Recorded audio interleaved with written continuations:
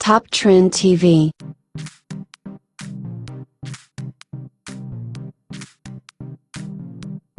This combination of a Lotus Elise chassis and 1,244 horsepower 7.0-liter twin-turbocharged V8, and you have the fastest production car in the world.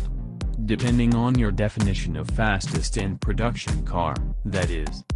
Hennessy recorded a 270.4 mile/hour run at the Kennedy Space Center last year, but only in one direction. To be considered legitimate, record attempts usually require one run in each direction. An average is then taken into account for wind conditions.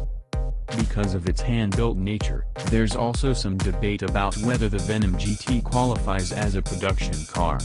While it can claim the highest recorded speed, Hennessy's Monster isn't recognized as the world's fastest car by the Guinness Book of World Records.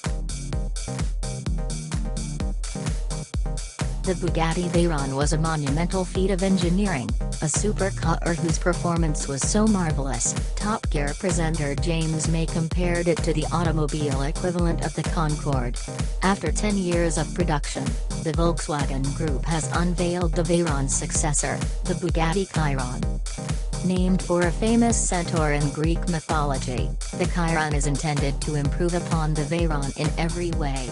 Hitting 261 miles/hour using street-legal settings, the 1,500 horsepower Chiron is like a beast in chains.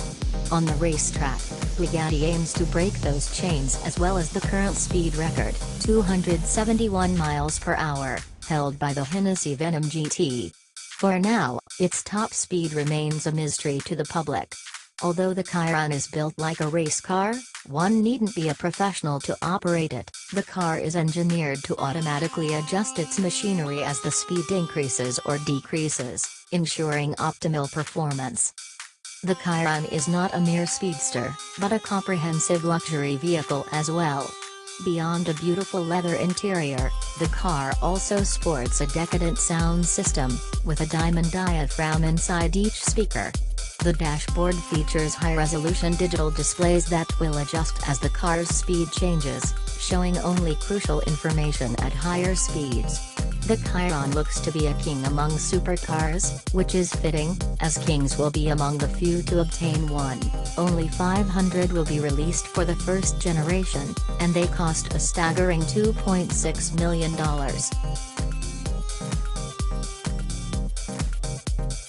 When Volkswagen purchased the Bugatti brand, it had in one goal: build the fastest production car in the world.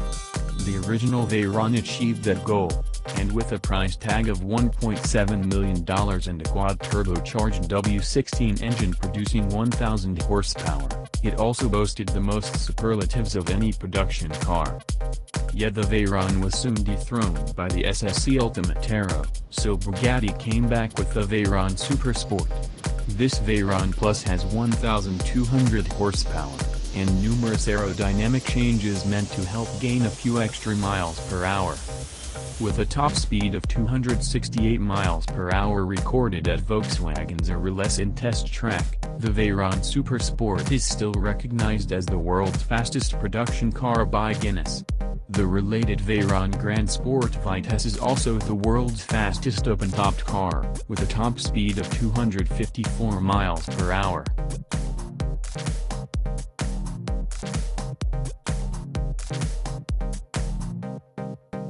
Briefly, the might of the Volkswagen Group and the prestige of the Bugatti name were bested by a car company no one had ever heard of. Shelby Supercars, SSC, has nothing to do with Carola Shelby of Cobra fame, but for a moment its Ultimate Aero was the fastest production car in the world. It hit 256 miles/hour in 2007, beating the non-supersport version of the Veyron.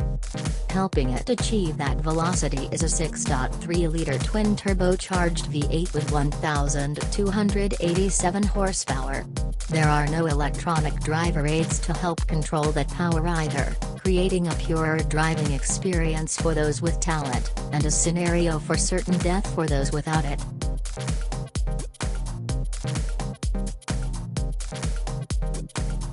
Swedish supercar builder Koenigsegg briefly held the world's fastest title before being bested by the original Bugatti Veyron. Its CCR reached 242 miles per hour at Italy's Nardo Ring in 2005. The CCR was essentially an earlier generation of the cars Koenigsegg is building today. It featured a 4.7-liter V8 of the company's own design, a carbon fiber body, and not much in the way of electronic aids. Despite its impressive stats, the CCR's moment in the spotlight was as brief as its claim on the world. It was soon supplanted by the CCX, and then by the current Agera. Koenigsegg says the Agera-based 1:1 will top out at over 270 miles per hour, but no one has tried it yet.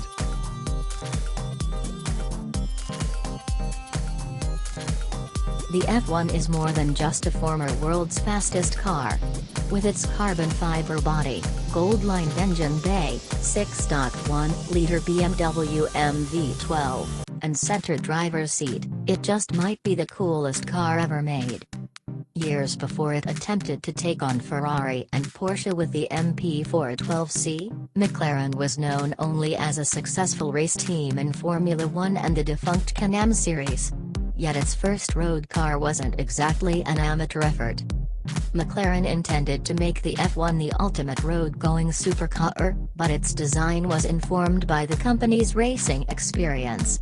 The F1 even went on to a fairly successful racing career in its own right, winning the 24 Hours of Le Mans in 1995.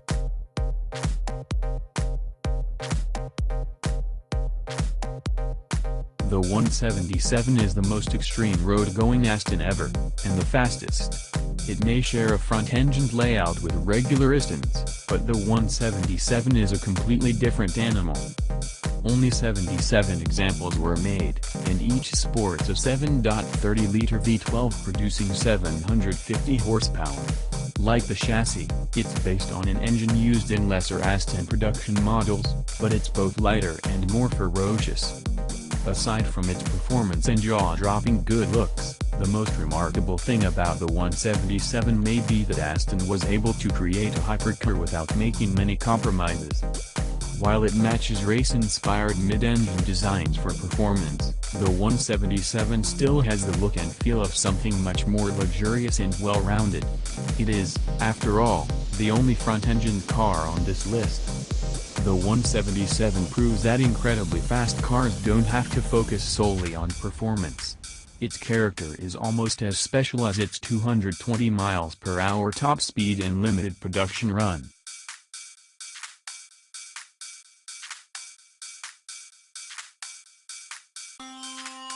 The XJ220 lost 6 cylinders and 2 driven wheels on the way to production, but it still managed to claim the title of fastest production car in 1992. The original concept version featured a V12 engine and all-wheel drive, but the production model had to make do with a twin-turbocharged V6 and rear-wheel drive. Still, that was enough to get the XJ220 to 217 miles per hour at Nardo, once engineers removed the rev limiter. However, it wasn't enough to solidify in the car's place in history. Buyers weren't as impressed by the production version as they were with the concept, and a weak early 90s economy tanked sales. Sometimes being the fastest just isn't enough.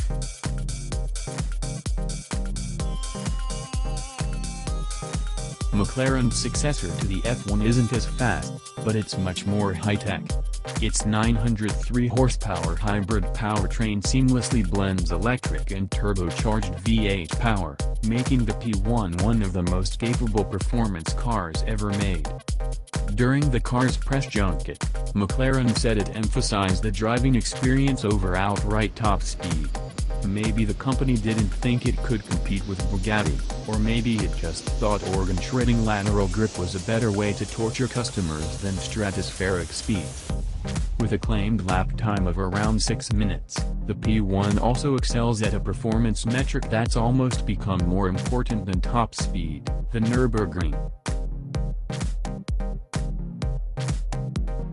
Along with P1 and the Porsche 918 Spyder, The Ferrari LaFerrari is part of a trio of hybrid supercars that showed the world that performance cars don't have to be too inefficient.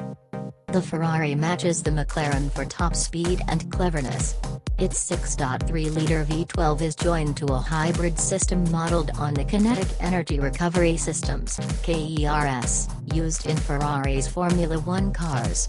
Not only does the LaFerrari give its driver 950 horsepower to play with, it also provides the instantaneous response of electric motors to get things going.